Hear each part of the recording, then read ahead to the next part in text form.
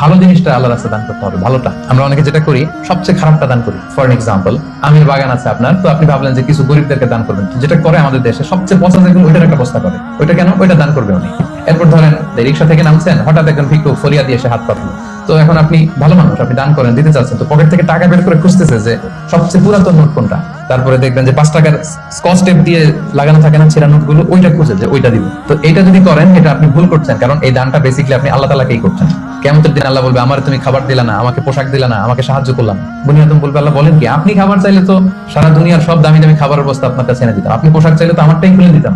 আল্লাহ বলতেন, ওই যে অসহায় পীড়িত দুস্থ সুবিধা বঞ্চিত মানুষগুলোকে খাওয়ালে আমাকে খাওয়ানো হতো, তাদেরকে পড়ালে আমাকে পড়ানো হতো। তো এই যে আপনি ছিঁড়া নোটটা যে গরিবের হাতে দিলেন, আসলে এটা আল্লাহরে দিয়েছেন আপনি, এটা কখনোই করবেন না। আল্লাহ তাআলা বলছেন, ওয়ালা তায়াম্মামুল খাবিসা মিনহু তুনফিকুন, খারাপটা আল্লাহরে দিও না, আল্লাহর রাস্তায় ভালোটা দিবে। সবচেয়ে ভালোটা যদি আপনি আল্লাহর রাস্তায় দিতে না পারেন, তাহলে আপনি ইমানদারি হতে পারলেন। তাই আমরা ভালোটা দিব খুঁজে খুঁজে। আপনি আম বাগানের মালিক, আপনি সবচেয়ে টসটসে পাকা এক বস্তা আম আপনি কালেক্ট করবেন, যে এটা আপনি দান করবেন। ধরেন যে 10 টাকার কচকচে নোট নিয়ে আপনি সবসময় ঘুরলেন, এবং এটা প্ল্যান করলেন যে যখন দিব এই চকচকে 5 টাকার নোটটা দিব, কারণ আল্লাহ বলেছেন সবচেয়ে ভালোটা আমার রাস্তায় দাও। তো এই অভ্যাসটাকে আমরা একটু করতে পারবো।